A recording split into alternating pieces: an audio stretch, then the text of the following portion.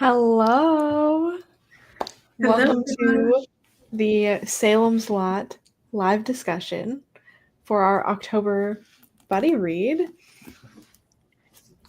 Yes, there we go. I'm Angel. Hope maybe people know me already. I don't know. This is my channel. Brianna, would I you was like about to to say, is introduce this your yourself? channel? This is my channel. That's all I have to say. Hi, everyone. I'm Brianna from Brianna's Bookshelf. Hey, Hi, everybody. Brianna. I am Brooklyn from Brooklyn's Library. Sweet. So, we're going to talk about Salem's Lot. So, we're going to start off just giving like our basic rating. Keep it kind of spoiler free at the beginning, and then I will pop up a warning once we go into spoiler territory. So, Brooklyn, would you like to tell us what Salem's Lot is about? Well, yes, Salem's Lot. We start off with a prologue of a tall man and a child, and they are. We discovered that they have escaped this tragedy, but we don't know what they're running from yet. So keep that in mind. Then we flash forward, or I guess we flash back to the incidents in the town that happened. We are first following this man named Ben, who is a writer. He comes to Jerusalem's Lot, aka Salem's Lot, um, just to revisit. He's from this town, and there's this old creepy house called the in my head I was reading as the Martisan House. I don't think that's how it's pronounced, but this creepy house. Another tragedy happened there, kind of separate or related to the tragedy that happened by the end of the book. And Ben is trying to write this story. He's an author, like I said earlier. And then creepy things are happening in the town. You have to read to find out, or stick around for the spoiler portion of this video. Nice. That was a good synopsis. Mm-hmm. More than I would have given. So I appreciate that. Well, should we start with just overall feelings and our rating if we have it? And anybody watching, if you guys have read Salem's Lot, feel free to share your rating with us in the comments. I can go first if you guys want. Sounds good. Yes, I girl. feel like I don't have a lot to say about this at the current moment. I think it was a very slow build up, and of course there's a lot of characters and a lot of things to keep track of, but I did enjoy like once we figure out what's going on in the town and some of the like horror elements that come into it at the end. I really liked. I think right now I'm feeling like 3.5 stars. I want to give it more than that, but I just don't know because it just was very slow, very long-winded at times, and kind of took away from the experience. Overall, though, I did enjoy following the people and following the town and everything that happened. So, Nice. Love that. simple Yeah. thoughts right there. Yeah. Who's next? Brianna? I was gonna say, because okay. Yeah, sure. So this was actually my second time reading Salem's Lot. I had read it a few years ago, so this was a reread for me. And I think that definitely impacted my thoughts. I feel like I actually enjoyed it more this time around. I think that it added a lot to the story to revisit and like kind of already have an idea of all the characters. So I believe the first time I read it, I gave it 3 stars. And now I'm considering like between a 3.5 and a 4. I did enjoy it quite a bit more, actually. Yeah. Okay. Yeah, that'll be an interesting perspective to have somebody that's reading it for the second time. Definitely. All right, Yeah. Brooklyn, are you ready? Okay, I'm ready. Tell us your thoughts. Okay. To me, I am kind of at like the 3 out of 5 uh, rating for me at this current time. We'll see after the live if it changes. That happens sometimes with me. I'm so easily convinced. But yeah, I definitely think that it was pretty slow, a very slow start for me. Already knew the big mystery that happened, and I thought that there would be more to the story by the end of it, but Mm, that was literally the build up and what happened. So I was kind of disappointed, not specifically from Stephen King in that aspect. I'm just kind of like, why did I know? I wish I didn't know that.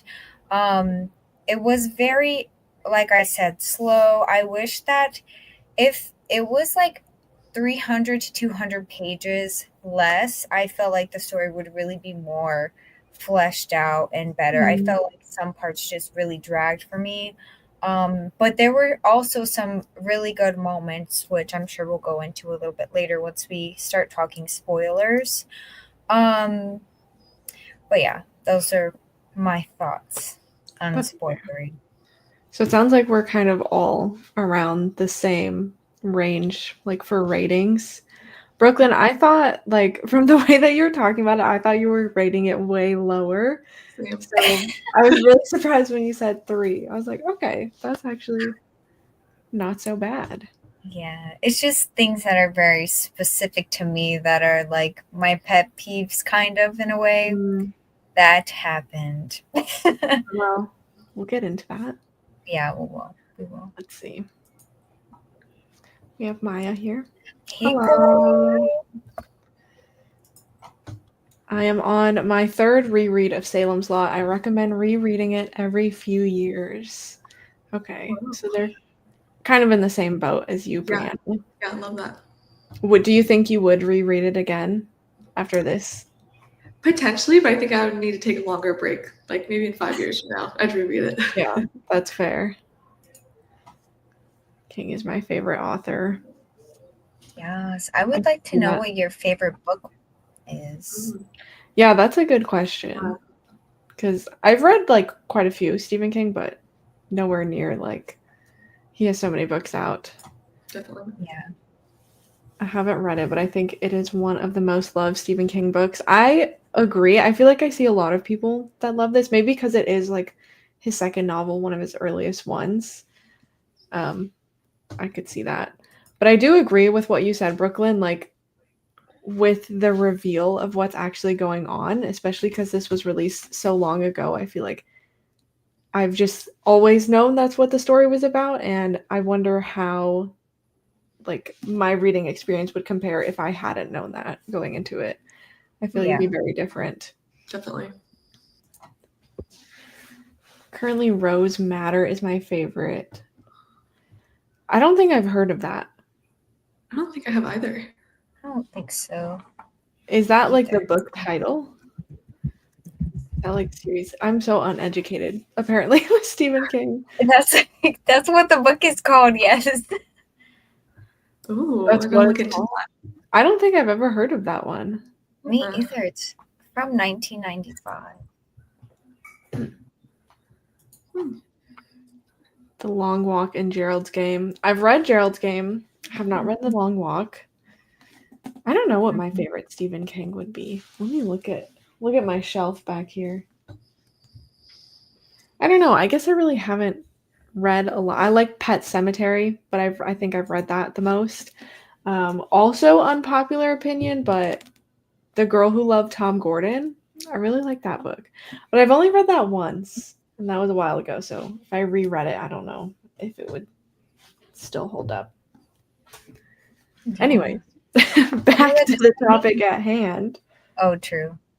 Are we ready to continue the discussion into spoiler territory? I think so. Let's All do right. it. Give everybody a warning in case you don't know what this book is about. The first question that I wrote down is, of course, as you're reading, what were your first impressions of the town and of the Marston house, or however Brooklyn pronounces it? Listen, not too much. I don't know if that's um, how it's pronounced either. yeah, I don't know either, honestly. And I listened half, kind of not half, but like I was listening to the audiobook while I was while I was reading. So I don't know. I Yeah, still. I did that a little bit towards the end. Hmm. So I'm like, I think it's Marston House. That's Oh yeah, probably Marston House. Okay, what was your question? I apologize. What were your first impressions of the town and of the house, if you had any, when you first started the book? Ooh, okay. Would you like to I can go? go first. Um, First of all, pretty early on, we get hit with an infant being abused and then a dead dog. And I was like, true. whoa. This all came very, very quickly. But I liked kind of jumping around and following the different characters. I feel like Stephen King is really good at creating that like small town atmosphere, and especially with this book, like I mean the whole book is named after the town, and I think it's very evident that like the town is kind of a character in the book.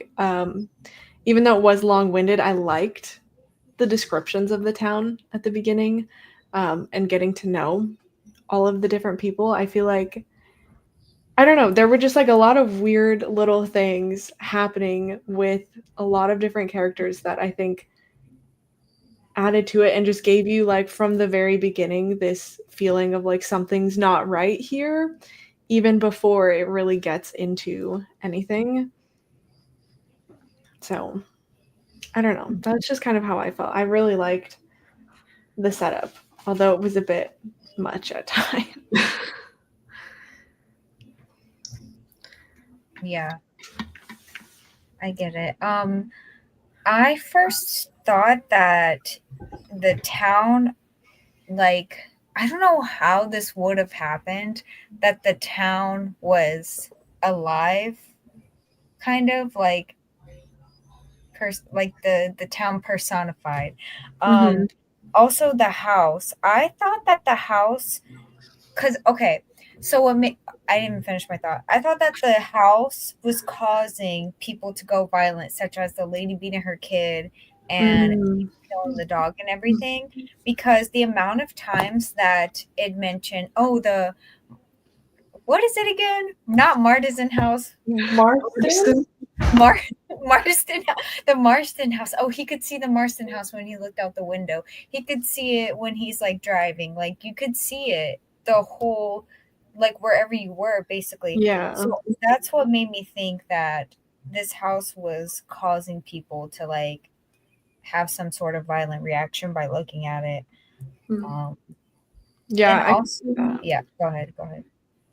Oh, it kind of reads like it's gonna be like a haunted house story at the beginning. I feel like Yeah, with some of the mentions, very foreboding and kind of setting the scene. Um, but yeah, continue. and I thought that it was gonna be like along with the we're in spoiler territory now. Along Yeah. with the vampires, I thought it was gonna be somehow this house like um caused vampirism or whatever. And Mm, then that was like, but yeah, yeah, that I was could my see first that. impressions. Yeah, I would say my first impression of the town was like it feels very like all American for like back in the time when this was Mm, like talking about the guys like going out to the bar after work and like all the small shops and the library and the schools and even like the more violent aspects of it felt like Stephen King trying to like depict an American town in like all of its reality, like the abuse and everything. And then yeah. also, I feel like some of the older folks in the town at different points in the book like talked about like, oh, times are changing, like the kids are watching violent movies and things like that. And so it felt like it was kind of showing that, I guess, change in society in a way. Um, Yeah. yeah, and then as for the Marston house, I would definitely agree that I feel like it's set up in a way where you think it's going to be a haunted house. Um, because just like the way it's described, looming over the town, and like the whole story about Hubie Marston and like the previous deaths there, it definitely leads you to think that there's going to be a haunting from the beginning. Mm-hmm. I agree. Haunting in a, I don't know. Okay. Sorry, I lost my train of thought because I feel like as you were talking, I was like thinking of something that I was gonna say, and then it just like left my brain. Every time. I feel that. Mm-hmm. Oh, what you were saying, like trying to show all of the different parts of like a town, I think is very true. And it's kind of like the whole idea of like what happens behind closed doors. Right. We're getting like a really good look at all of these people's lives, which I really liked. Do you think that it was beneficial to like the book and to your reading experience to get all of those different perspectives, like especially at the beginning as it's like we're getting the setup? Because I feel like I'm torn. Like, yes, it was very, very long winded at times, but really enjoyed it because I think, I don't know, I think Stephen King accomplished what he was trying to do definitely with that, building up that small town atmosphere. Mm-hmm. Would you have changed it? Like, would you have cut out some perspectives? Brooklyn's nodding yes. Brooklyn's red. Yes. For me, I was not too much of a fan of that because I found that it was just too much to keep up with. Maybe that's a personal preference type of thing. However, something that really was like made me upset, and yes, I'm being unreasonable, okay, was that there were three characters that were pretty important that were all four-letter M names. I was like, who are you people? I Yeah. cannot differentiate them apart. At first it took forever. It took really forever. But yeah, I feel like there was a lot of different characters and I couldn't tell which one would be important at first. Mm-hmm. So I had to really lock in. I wish I took better notes in that aspect. I didn't realize there was going to be so many characters. I would have wrote them all down. Maybe that would have been helpful and my mind would be changed, but Yeah. No, I have the same thought because I fully intended to take notes on the characters. And then I was like, no, I'm not going to. And then I was reading it and I was like, well, I really should. And then I just never did because I just kind of forgot about it. And then I was like, well, I'm too deep into the book now that I'm not going to stop and write a character chart. But I think that would have been helpful for sure. Yeah, I'm sure someone has done that as well. But I was trying not to get spoilers, so I Googled very minimally while reading this. That's fair. Yeah, I will say that the whole like backstories about all the townspeople is one place where my mind has been changed on the reread. I think like the first time I read it, I, similar to you, Brooklyn, like thought it was way too much. I was like, let's cut out these stories. Like we're going on too many tangents, and was like getting lost and it was detracting from my experience. But the second time around, I feel like having like a little bit of memory of who people were helped a lot because obviously I was able to keep it a lot more straight of like who was who and what exactly was happening. And I think that it really adds to the whole aspect of it being a story about the town rather than like having just kind of like one protagonist of the story. While there definitely is like main characters, I feel like it builds the atmosphere like that you get through to the end that what's happening is like happening to the whole town.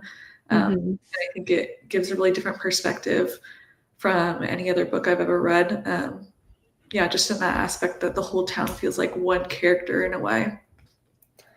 Yeah, I could see that. I feel like if I reread it, I would probably feel the same way. Like have more of an appreciation for that slow buildup after you know what happens. And I'm curious, Brianna, because obviously it was a reread. Like, were you able to pick up on a lot more the second time that you read it? Like different foreshadowing? Yeah, I think so, especially taking notes this time and annotating and such. Yeah, I Mhm. definitely picked up on more things early on. And maybe things that on the first read I was like had a slight suspicion about, but now I was like, oh yeah, I see Yeah. exactly what it was about. Now you know that it's directly connected. Yeah, I mean, I guess going into spoilers, like even just discussing like when they're bringing in the furniture shipment for the furniture store, and there's like Mhm. a really heavy box. I'm like, oh, interesting. What could this be about? Interesting. Hmm. Yeah, that kind of, I guess, transitions into one of the next questions that I was wondering is like, were there any key moments that stood out for you that really helped to like clue you into what was going on in the town? Or, I mean, obviously, I guess we all went into it knowing that it was going to be about vampires.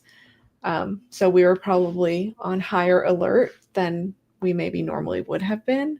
But Right. were there any like standout parts for you guys? I have to consult my tabs to Yeah, see. I want to consult as well. I can answer this. However, it's kind of like not an answer to your question a little bit, but okay. So there was this one part. The part I mentioned on our first reading sprints that I got to was the part with the little boy Danny or Danny Glick, or was it the other boy? I don't know. It was Danny, I think. It was his funeral. Mhm. That part was crazy. I was like, this is so good. It's so sad. Like at that moment I was like, why is this whole book not written like this? And what I wrote here was okay. In this what I wrote down on my sticky note literally just said that. Danny going to be a vampire? Is this whole vampire thing going to be like a metaphor for grief, keeping someone alive through memory and not being able to let go? And that's what I Mm. just thought. But then nothing like related to that situation happened. So I was like, okay, maybe it isn't. Sorry, my dog is barking. It's okay. It's all good. But yeah, and then another moment that I was stand out for like the vampire thing. I liked the eeriness of them dropping off furniture. I thought that was a really interesting, creepy vampire-ish moment as well. And Yeah. then the one part I still don't understand why that man had to make 300 steaks. At Oh, the end. yeah. What did he say? He said like make 500? Yeah, for everyone in the town, I guess. Oh Yeah. yeah, that was crazy. No, but at first I was like, damn, that's a lot. Okay. Yeah, he's gonna get splinters. Let's see some comments. True. DNF about 100 pages in. I just happened to already have the book, but kept having to replay multiple audiobook chapters. I don't care enough to continue and look forward to spoilers. That's fair. I Yeah. could definitely understand somebody DNFing this early on if you were expecting something different for sure. Mhm. I'm reading 5 other books, so I'm not hurting for material. That's That's honestly fair. so relatable. Well, we welcome you Dang, anyway. Hopefully we give you some good spoilers. I'm still looking through my tabs. I'm like, I swear I tabbed stuff early on that I was like, this is some foreshadowing. And now, of course, I can't find anything. Yeah, I think I have some tabs I can share while you're still looking for yours. Oh, yeah, I found the funeral scene, though, that Brooklyn was talking about. I think the very first thing that I tabbed was page 123. It's like describing the cemetery at night, and like a figure walks up and says, "Oh, my father, favor me now, Lord of Flies, favor me now," and like goes on this like monologue.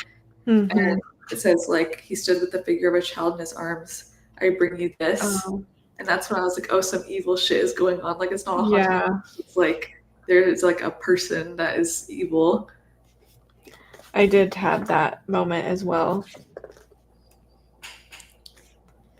Why can I not find anything that I want to mention? I tabbed, I think, mostly like more so key moments, um,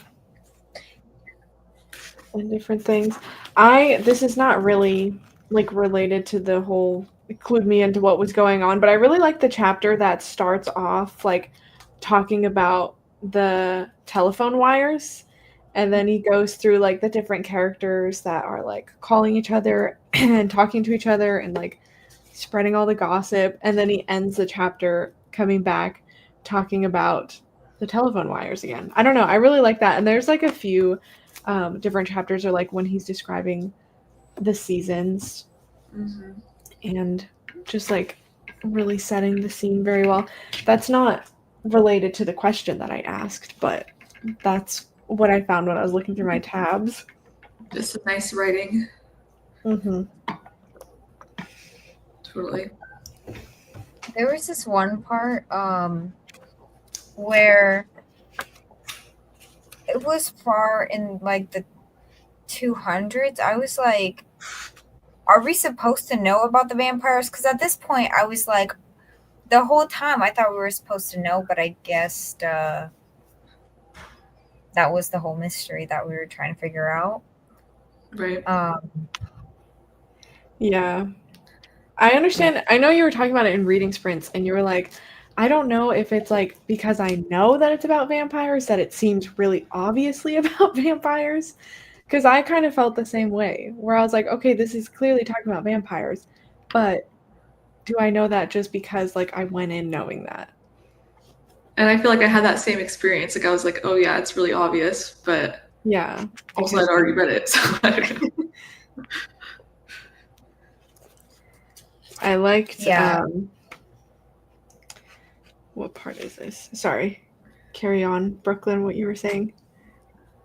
Oh, well, I was just gonna say that a part that I liked was that the marks, like the bite marks, I guess, disappear whenever the person dies. I thought that was interesting. Yeah. I haven't heard that before. Yeah, I think like the specific lore of like how the vampires get created and all of that in this book is very interesting. Mm-hmm. Yeah, I feel like that's always interesting with like any sort of vampire or like monster or creature where there's folklore, because I think every story kind of does it a little bit differently. Right. Mm-hmm. And so the setup is always really, really fun. Dang it. See, I just had a quote that I really liked. Oh well, I'll have to find it later. Were there any, obviously we have like kind of the main characters that we're really following, but you do kind of follow almost everybody in the town. Did you guys have any like favorite side characters that you really enjoyed, like whenever it would pop back to them? Because for me, I really liked the I don't know if it's McDougall or McDougal, the family, the couple that had the baby. Like as fucked up as it was, I thought it was so interesting every time we went back to that family and revisited the mess that was their life, and then when, you know, the baby gets turned into a vampire. Oh, that was, yeah. That was interesting for sure. It was interesting, yeah. I enjoyed it. I don't know, I liked those chapters. Mm-hmm. Okay. Do you have I personally really like Father Callahan. I think that he's kind of hilarious. And just like him being an alcoholic priest in the first place is like hilarious. And then like early on he's talking all the time about like evil with a capital E or like a little e, and like how he's like itching to like fight for the Lord. And I don't know, I just thought it was like really funny and how he gets wrapped up in all of it. Yeah. I could see that. Yeah, he was some guy. Also, I read somewhere that he pops up in other Stephen King books. Really? That's what I read on the net. Oh, I need to know which ones because I really liked him. I wonder if Lily Eve, I wonder if you know, have you read any Stephen King books that Father Callahan is in? That's a good Um, question. I know he's done that before with like other characters, so I guess that wouldn't surprise me, especially if this was his second novel, like to kind of throw it back at Yeah. the beginning. I could definitely see that. mhm. Um, I found the quote that I was looking for because I remember I tabbed this and then my boyfriend was sitting next to me. He was like, "Oh, is that a good one?" And I was like, "Yes, let me read it to you." This is what is it, Mike, when he turns into a vampire and he opens his eyes. Just the way that his eyes are described. It says they glittered for just a moment in the moonlight, silver rimmed with red. They were as blank as washed blackboards. There was no human thought or feeling in them. The eyes are the windows of the soul, Wordsworth had said. If so, these windows looked in on an empty room. I just really liked the description of that. Mhm. Yeah. I think the way, like the transformations and um, I don't know, just all of the vampirism in general was described. I really enjoyed that. And the emphasis on the eyes at the beginning, even though they don't necessarily know like what the significance of that is, it's very emphasized. Definitely. Anytime the vampires are mentioned before you know that they're vampires. Yeah, I feel like I remember that part. I don't think I tapped it though.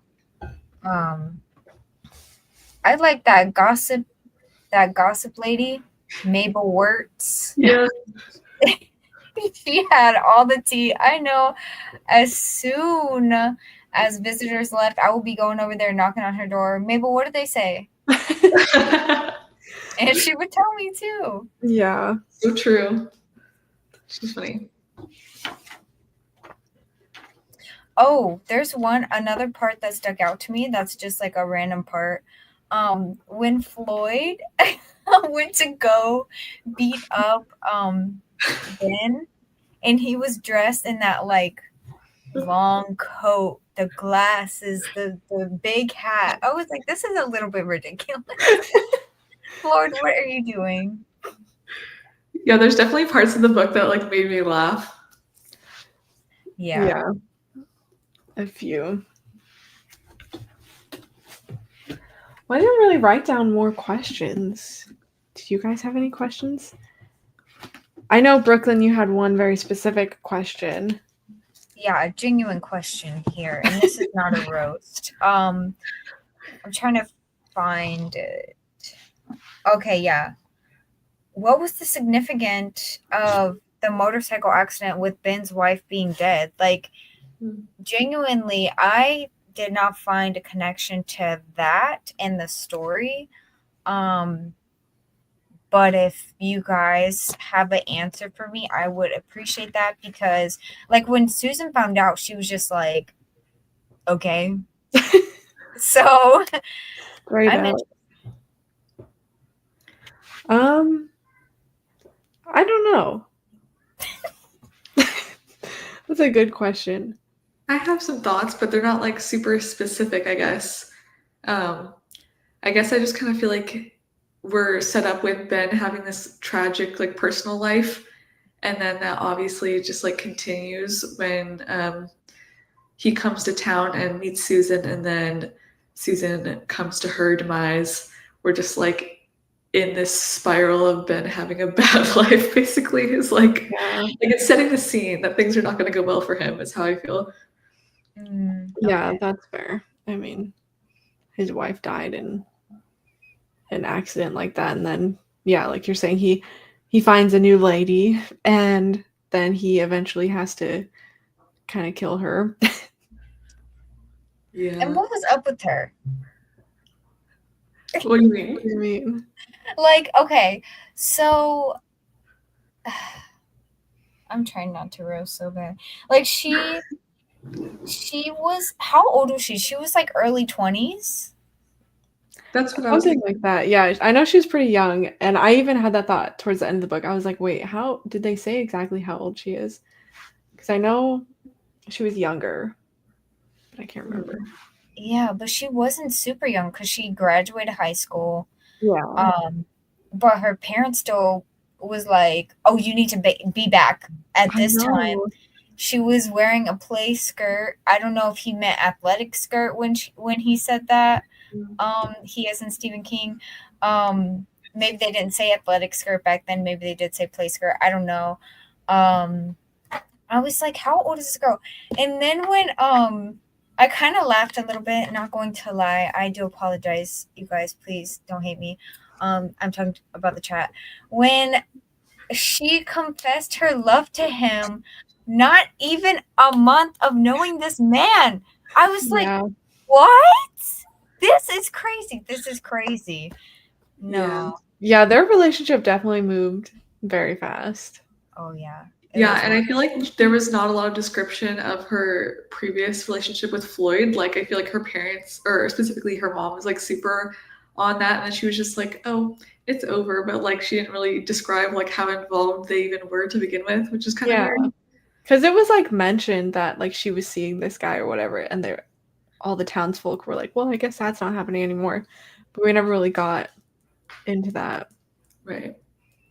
Yeah, I wonder if she just met Ben and was like, Yeah, I don't know. They're like, I feel like it was hard for me to really connect yeah, with their relationship and like care. I was Yeah, not Like, that's very. not that I didn't care about like them as characters. It's just I didn't feel that connection between the two of them.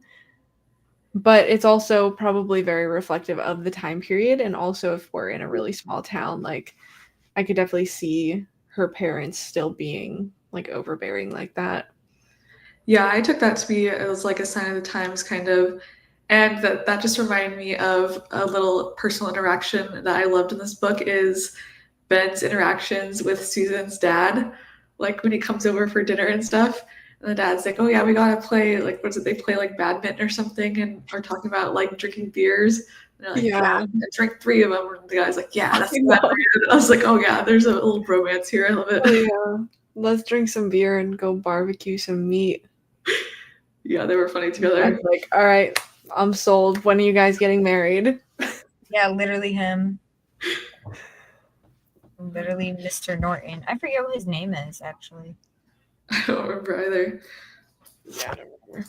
But yeah, they were funny together. Peter says, one of my favorite things that I like about Stephen King novels is the references to characters from his other stories. So, Peter, do you know other titles where Father Callahan has been featured? I guess I could probably Google it, but I know Stephen King's done that like plenty of times. Yeah. Yeah, because It is kind of fun, like a little when Easter I, egg. yeah, when I saw it, when I saw that, I didn't Google any further because I was trying to look up discussion questions as well. But I didn't find any. I didn't also look for that long, but I didn't find any better ones than you have come up with. Yeah.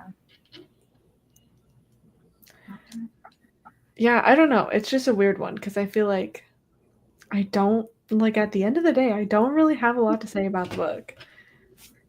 Right. He nailed Oh, that small town feeling. That's about it. yeah, yeah, What were you really. gonna say, Brooklyn? Okay, so do you guys have any like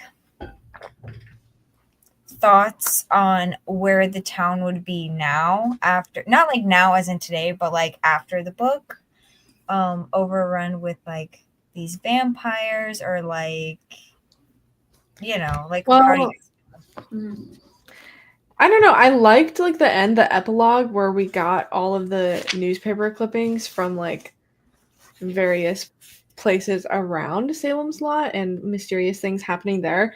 So I think that's definitely like I don't know, it's spreading, but also don't they like they burn it at the end? Yeah, that's the part I just found that I had tabbed is Oh. like, but they say fire purifies. Purification should count for something, don't you think? And then Ben like flicks his cigarette into the dead leaves. Yeah. No, I really liked how that whole scene happened. Like they're just talking and he said the old timers say this is where it started. Back in 1951, the wind was blowing. They think a guy got careless with a cigarette, one little cigarette. And then he immediately takes his out and lights one up and then just keeps talking. I don't know. I like the way that scene was done, but yeah, I guess if they burn it, we're just supposed to kind of assume that that's taking care of the vampires, but Yeah. is it really? I think like realistically some would escape, but I did like that and how it was done. I feel like it really like wrapped it up or connected it with like the beginning origin story of the town as well. Like Mm-hmm. early on, I feel like there's a lot of talk about that fire and how it shaped the town's history. So I like that. Yeah. So, sorry, I had a thought, and then I had a thought Oh, at one dang. point in my life. No, I think realistically, I think Salem's Lot itself probably kind of died off, but I definitely don't think all the vampires have been taken care of. I think they've branched out to other places and are maybe starting a slow infiltration again. But like you're saying, Brianna, because it loops back kind of at the ending with like the origin of the town, like you were saying. I feel like that's really interesting. So do you think that there was, I don't know, it's like the second coming of the vampires? Oh, I didn't even think about that, but there could be. I do feel like, yeah, it wraps it up well, but like we were saying, there's certainly some that could have gotten away and maybe they come back if they like Jerusalem's lot. Like Father Callahan, like I feel like we're meant to think that he's been turned into a vampire and he leaves on a train. So Yeah. him could return. Well, doesn't he go to New York City or something?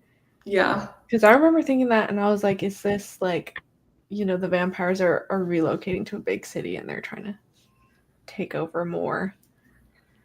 Yeah, I thought that specific case was interesting because even after Father Callahan had been turned, I feel like he was kind of resisting it more than the others. Yeah. No, it's Like, definitely kind of like a gray area almost where it's like, is he or right. is he not? That's why I want to know his follow-up story. Like, what did you do once you got to New York? Yeah. Peter answered us. Peter says, I can't remember him and other stories. I might have to just Google it because I'm sure he's. Yeah, I just around. did. Oh. What? The Dark Tower series. Oh. Wait. After the events of Salem's Lot, Father Callahan is brought into the Dark Tower series as a key character.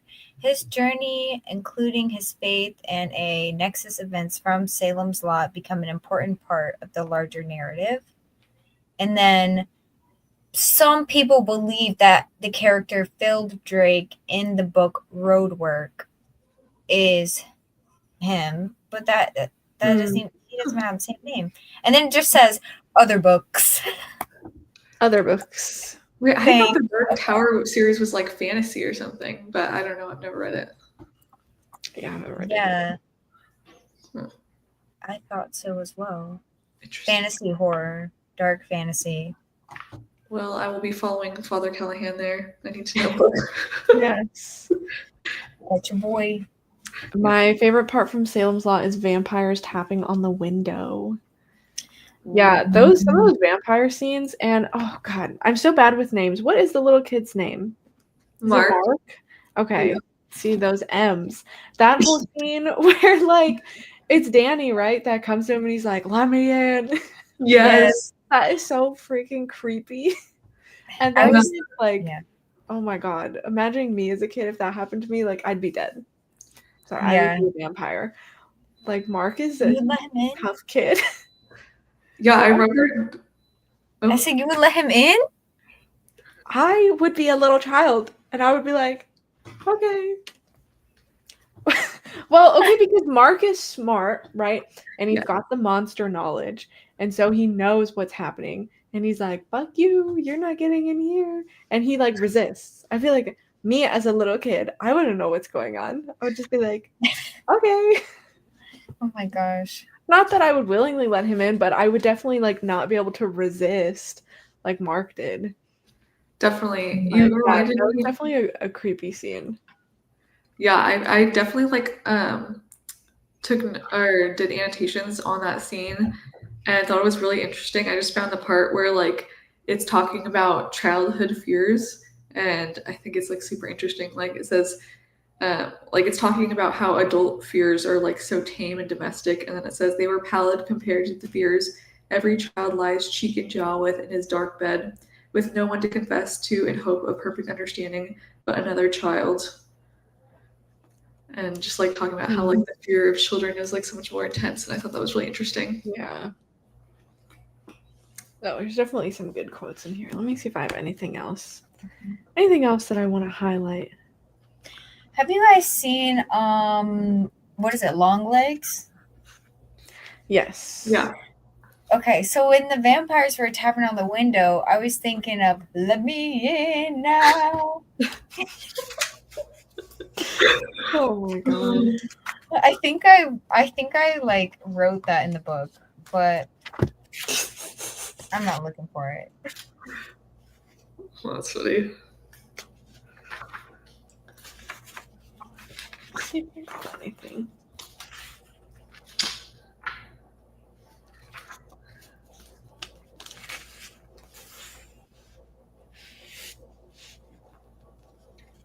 Wait, what are you guys looking for? Oh, just quotes. Like. Yeah. Anything else that I have in here? It's just really like scenes that I liked, like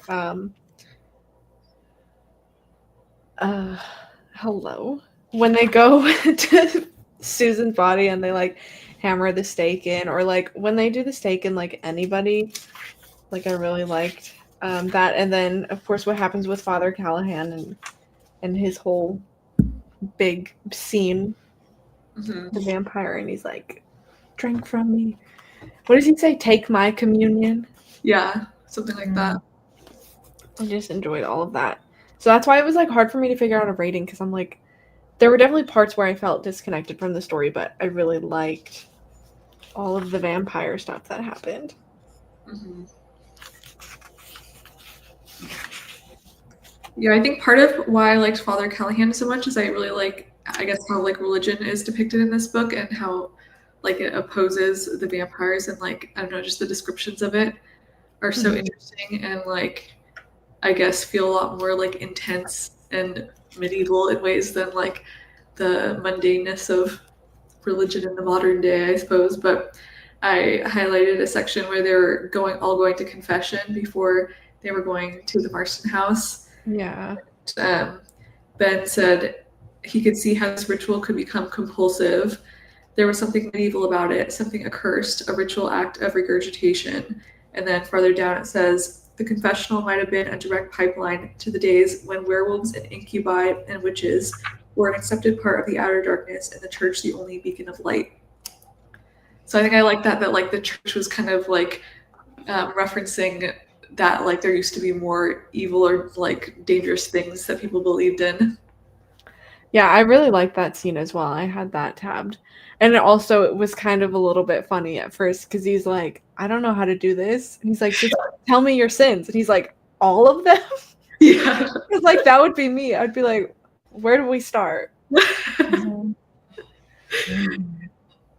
But yeah, I thought that was interesting. Or just even like so many reference to that, like people grabbing crosses and crucifixes, even though they're not Catholic, but they're like, you know, so scared that they just grab it.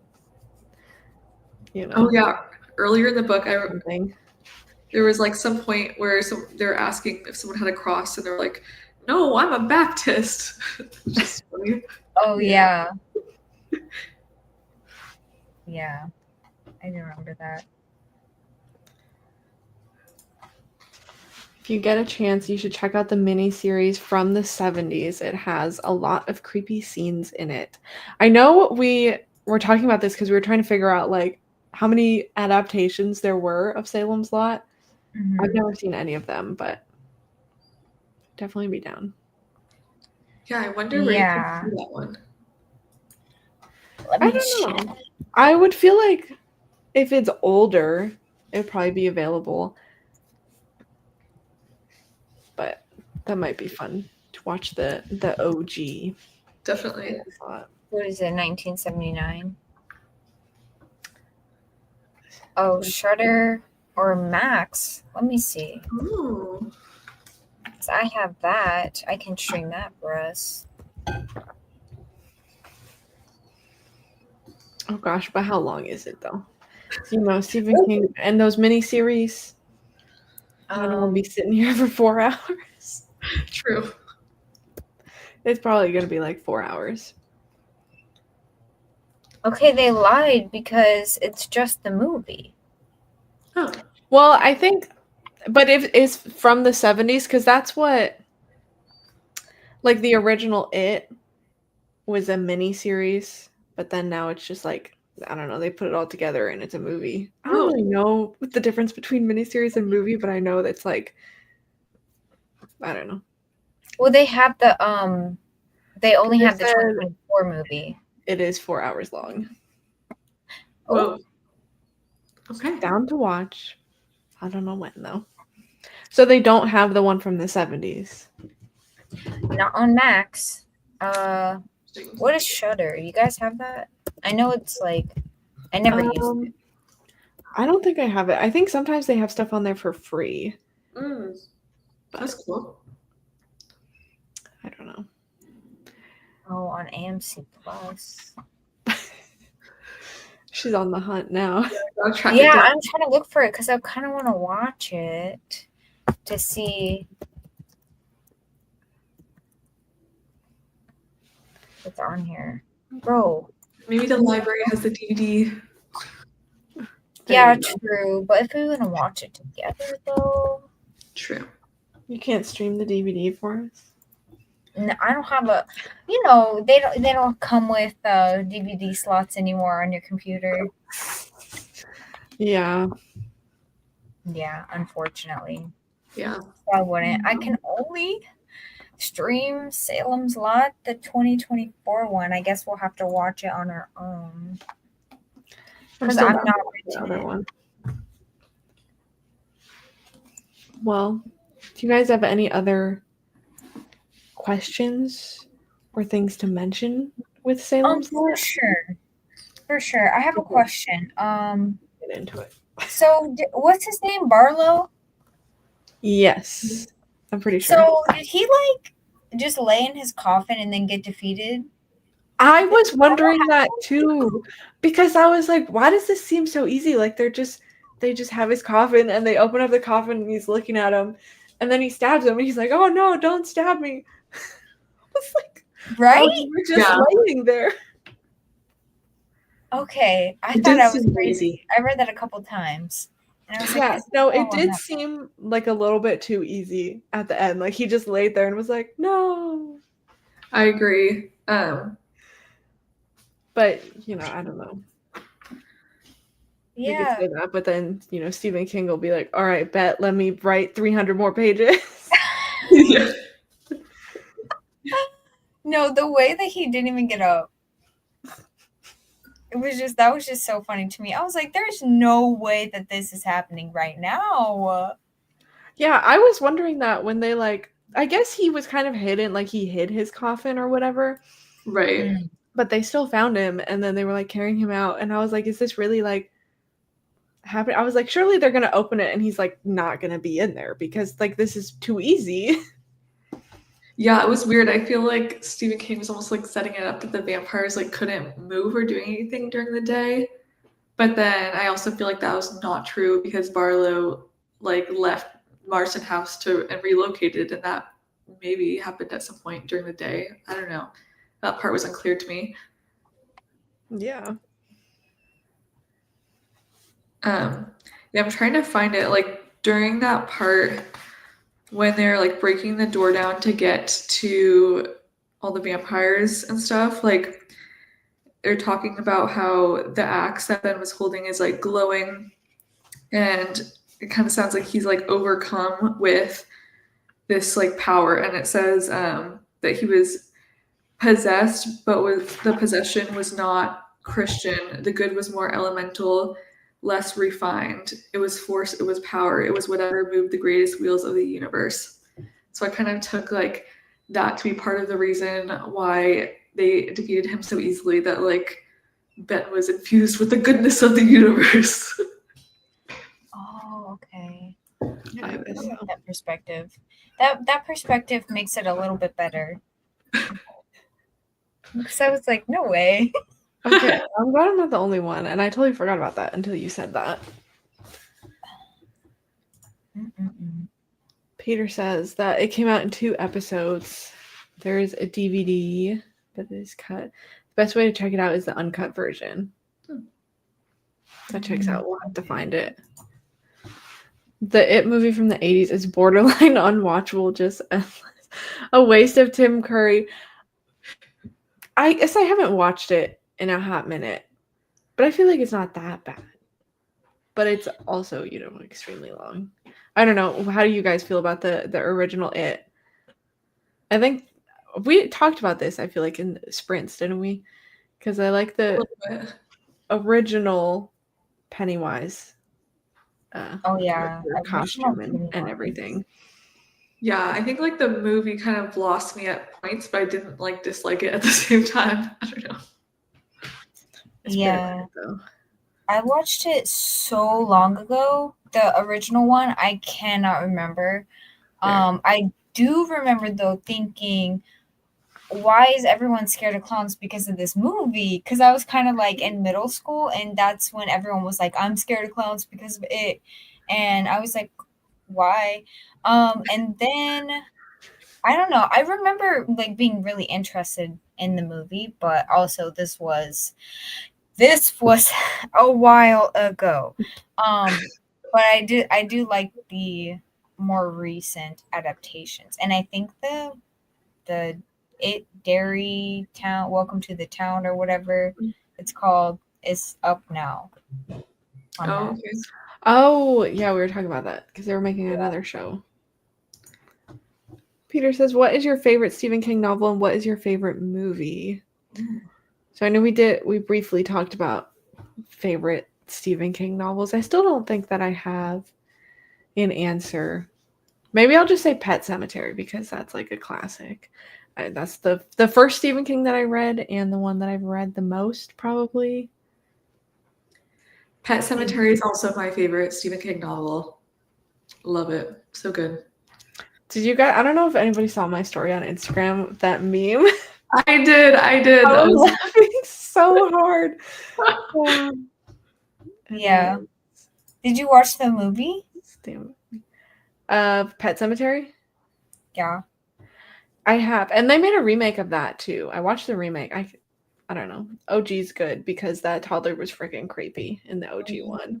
Yeah. I just don't like the movies. Stand By Me also is a great movie.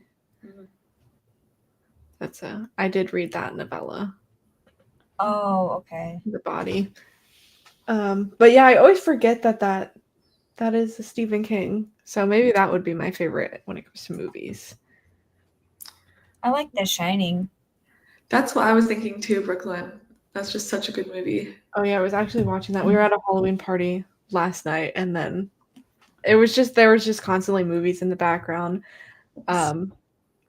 And that one just came on, and there was one point where just like everybody was just like standing in this room where there's clearly not enough room, but we're just like watching it so intensely.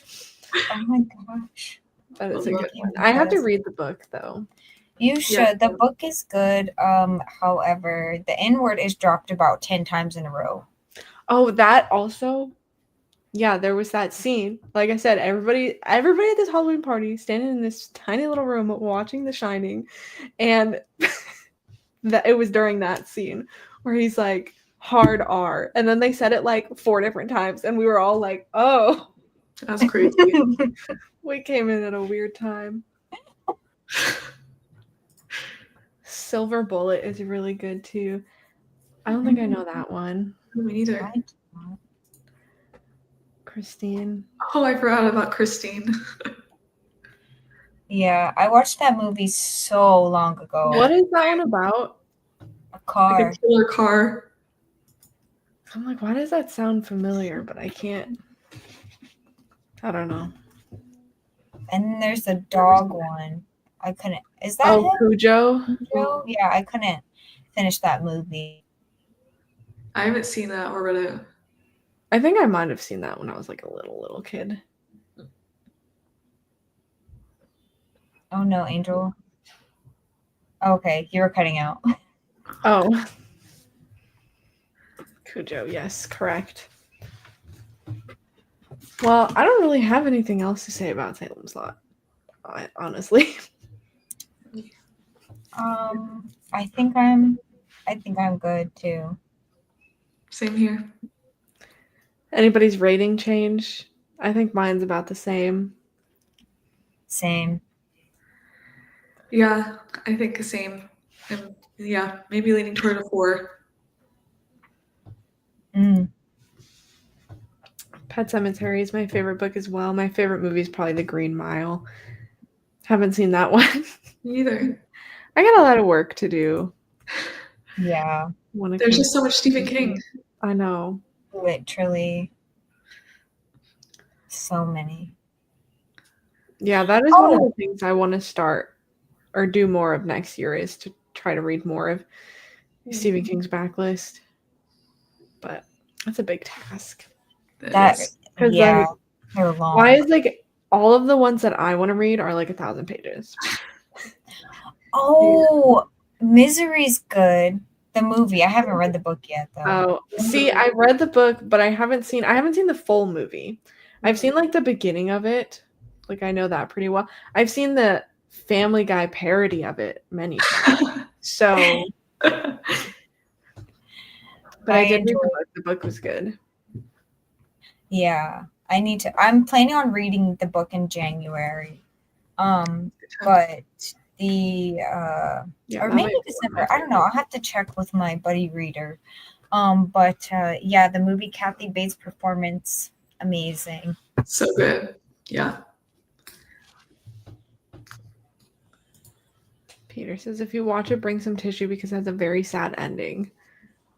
Which one? Oh, The Green Mile. The Green Mile. Have you guys seen that one? No. I have no idea what it's about. I don't know either. The name is giving, and I could be completely wrong. The name to me is giving like nature horror. I could be so wrong. I feel like it's like military based, or maybe I just made that up. Oh, you know what else I have to read? Dreamcatcher, because I really like that movie. Oh, what that one? It's about this is how I always describe it. It's about the butt aliens. Oh, the aliens that go in the people and then they come out their butt. Whoa! They come out their butt? Yeah. Well, do they go in through the butt too? I don't know. I just remember there's like a scene where this guy's like sitting on the toilet and this alien comes out his butthole and then kills him in the process. So then the other people get home and there's this dead guy on the toilet and he falls off the toilet and the lid closes and then there's like the aliens just like splashing around in the toilet. Wow. That's a lot. Worth the watch. Crazy. Still need to read the book.